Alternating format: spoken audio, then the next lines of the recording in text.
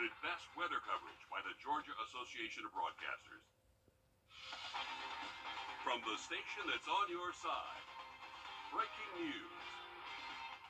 And just into our newsroom within the last 10 minutes, some great news to pass along. Your Westside High School boys basketball team are your Class 2A state champions. It took the Patriots overtime to seal the deal. And the same resiliency we saw on display all season was there this afternoon. The boys were down by 11 in the third quarter to Providence Christian Academy, but they never lost hope there. In overtime, the Patriots kept their composure. 89-81 is your final score there.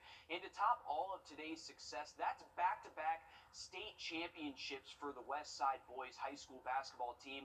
Fans, students, parents, all going absolutely crazy in the gym right now out there in Macon. And don't worry, we are working to bring you all of that live coverage with our sports director, Dan Booth. As you can imagine, it is hard to see or move in that gym with all the celebrations going on. So stay tuned for that coverage coming up as soon as we can. But again, congratulations to the Westside High School boys basketball team. They have done it again. And, to make the parents even more nervous, they did it in overtime. Absolutely. I mean, we were sitting there watching the live stream, too, just going back and forth, seeing that happen. But a big congratulations to them. And, of course, we will stick with them throughout the entire process as they come home, too, to celebrate with the community. But turning to weather now, we're going to be taking a live look. All right, thanks for that, Riley. 2 women hurt after a shooting in North Augusta. Now 2 law enforcement agencies are working together to find out what happened at the home on Liberty Hill Road. Our Nick Dillon is live at 5 with the latest in our newsroom. Nick? Yeah, well, the initial call came in at 12:08 this afternoon, where 2 women suffered from what we were told by the Aiken County Sheriff's Office as non-life-threatening injuries. Here's a look at the scene when we arrived. Crime tape wrapped around the backyard area with tire tracks that looked like someone left in a hurry. From the 2 who were shot, one was shot in the leg and one in the arm. Neighbors around the area we talked to said they weren't home because they were out at lunch during that time. And coming up all new on News 12 at 6 o'clock, we'll dig deeper to get the latest information from what happened this afternoon on Liberty Hill Road. All right, thanks for that, Nick. An update to a case many of you might remember. Back in 2021, an armed Fort Jackson trainee was accused of hijacking a bus full of children in Columbia, South Carolina. Thankfully, no one was harmed in that incident. That suspect, Jovan Collazo, appeared in court today, and he was found not guilty. The judge ruled that Collazo is not guilty by reason of insanity. After an evaluation, the state found that at the time of the hijacking, Collazo, quote, lacked the ability to distinguish moral or legal right from wrong, and as a result is not criminally responsible. After being diagnosed and treated for schizophrenia, Collazo has not had a single write-up in 2 years while in jail. The judge ordered him to be committed to a mental health facility for hospitalization. New live at 5, one Aiken County deputy has been fired after firing a gun during a confrontation with a driver. Christopher Williams stopped a car on Howlandville Road near Cemetery Road early Tuesday morning. Williams allegedly fired his gun, which hit the rear of the vehicle. The female driver was not hurt, but the gunfire violated the agency's use of force policy, so Williams, we're told, was let go. Calls for justice and action echoed loudly in Lake City, South Carolina today by the group True Healing Under God. This comes a day after it was confirmed Shaheed Woodard and Zindell Brown were the 2 Americans killed after their group was kidnapped by a Mexican drug cartel. Tonight, Woodard's father also remembered his son on what would have been Shaheed's 34th birthday. He was my baby, and for him to be taken from me like that, it was very, very hurtful. But I tried to make sense out of it and try to be strong about it, but it's just no sense out of that because it just kept going in my head. It just was a senseless crime. Barnett says he and the Woodards have a consultation with civil rights attorney Ben Crump tomorrow morning, and we will continue to follow this story as it develops. The Orangeburg man accused of killing his girlfriend and kidnapping their 5-year-old daughter for nearly 2 weeks made his first court appearance in Orangeburg County. Antar Jeter was arrested and charged with the murder of 46-year-old Crystal Jumper on December 9th. Authorities found him and his daughter Aspen Jeter in a hospital parking lot in Danville, Virginia. Based on court records, Jeter had his first court appearance after being denied bond on February 27th. It's unclear what took place in court, but we are working to find that out. A bill filed at the South Carolina State House would crack down on stores that illegally sell tobacco products to kids and teens. Now, that also includes vapes and e-cigarettes. Our State House reporter Mary Green has the details. This bill would ban minors from entering shops that primarily sell tobacco products like smoke and vape shops, and it would remove some of the penalties for minors who illegally purchase these products. But the biggest changes it would make are designed to make business harder for those doing the selling.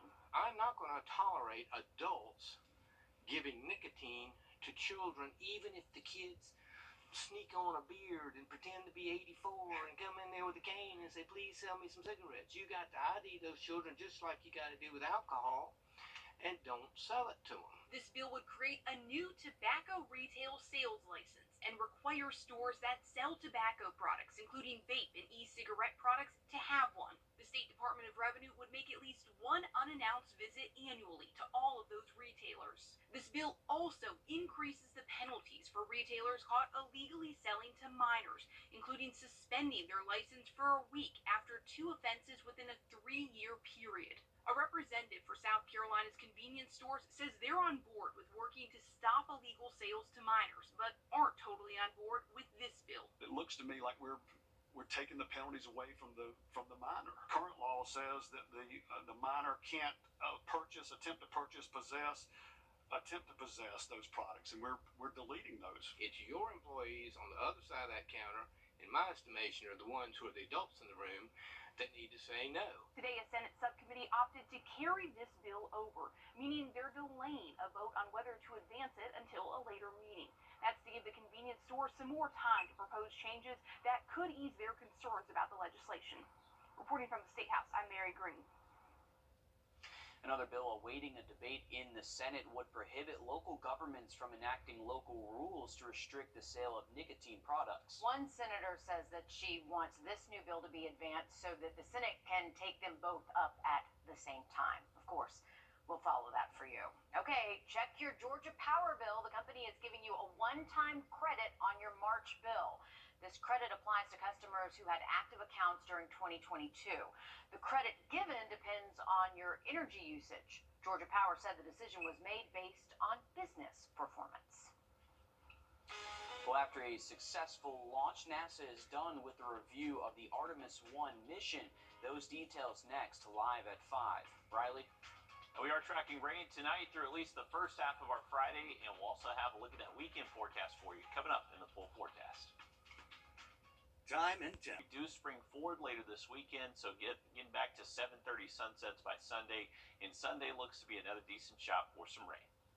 Thanks, Riley. Back on November 16th, NASA launched the SLS Artemis 1 rocket, laying the groundwork for humans to return to the moon. On Tuesday, NASA finished digging through all the data from the test mission. Our first alert meteorologist, Anthony Carpino, is here to tell us what they found. Yeah, guys, well, NASA confirms that the SLS rocket performed just as it was designed to and even exceeded expectations in several areas. But the rocket was pretty powerful. It had about 8.8 million pounds of thrust on board, and it actually did end up causing a little bit more damage than initially thought to the mobile launcher. That included damage to the cryogenic fuel lines, about 60 panels that had cabinets that held instruments, as well as broken welds. There was also damage to elevators and even some ground shields. Now, fortunately, all of the damage that occurred is being repaired and is going to be reinforced for Artemis 2. That's going to be happening in 2024. Now, other crucial part of this mission and essential for the crew on board was the Orion spacecraft. Now, it's made up of 2 individual pieces there, the European space module and the Orion capsule. Now, the European space module side of it actually ended up performing a lot better than expecting as well, generating 20% more power while using 25% less. The spacecraft as a whole completed 161 objectives, including 20 that were added during the mission. Now, engineers did notice that the heat shield on Orion actually didn't wear away as much as they originally thought, so that's actually some good news. It didn't burn away as quickly. All of this is going to pave the way for Artemis 2 that is set to launch in late 2024. That is going to be the first moon mission since Apollo. Now, another little fun fact there too. That heat shield that's going to be on Artemis 3, some of the contents of that was actually made right here in the CS race. We're going to be keeping a close eye on that as 2024 gets a little bit closer, guys. All right, thanks for that, Anthony. The fight over the budget is heating up today with President Biden unveiling his proposed budget for Congress to consider. The budget has no chance of passing the Republican-controlled House, but it is the opening in what is likely to be a long fight over raising the debt limit. Nicole D'Antonio has more details from Capitol Hill. President Biden says his proposed budget will shore up entitlement programs such as Medicare while decreasing the deficit. I will protect Social Security and Medicare without any change. Guaranteed. I won't allow it to be gutted or eliminated, as MAGA Republicans threaten to do. The president's $6.8 trillion proposal includes increased spending for the military and social programs. They would be largely paid for by $5 trillion in new taxes on corporations and the wealthiest Americans. The proposal would reportedly cut the federal deficit by nearly $3 trillion over the next decade. Anybody who thinks our present federal tax system is fair, raise your hand. The president's proposal is really just the start of negotiations with Republicans over raising the debt limit. Most lawmakers believe it has little chance of passing Congress. The president shouldn't take it personally. Most presidential budgets are DOA in the Senate. We like to do our own work. House Speaker Kevin McCarthy criticized Biden for not negotiating with Republicans over the debt limit. No one party can solve this. The country wants us to work together. So when the president delays our opportunity to negotiate together to help solve this problem, it only harms our economy more. Republicans say they want guaranteed budget cuts before they'll raise the debt limit. Congress has until the summer to raise the limit in order to avoid default. Nicole D'Antonio, CBS News, Capitol Hill.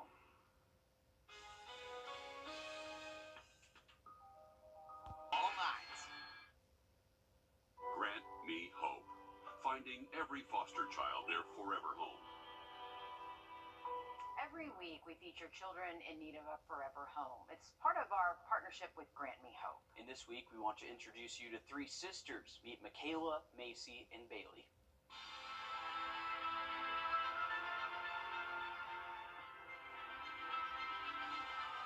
My name is Michaela, and I'm 14 years old. I'm Macy, and I'm 11. Her name is Bailey, and she's 11 years old. Some people say that me and her look alike. No, me but and Bailey actually, Macy and Bailey look alike. I want to be a labor and delivery nurse. And I'm going to be a policeman. My real mama's actually a nurse, and she takes care of children that are sick. I think I do take care of my sisters. My favorite superhero is the one with the robot suit. Oh, you mean, Iron Man. My favorite game is Minecraft. Because, he's a person, and he likes to, He likes to go and build stuff. he likes to build houses. If I had one wish, it would be to soar up in the sky like a bird. Because I would love to fly like a bird. I wish I could ride a horse in the sky. Finding a forever family is important because we have someone to love us and take care of us for the rest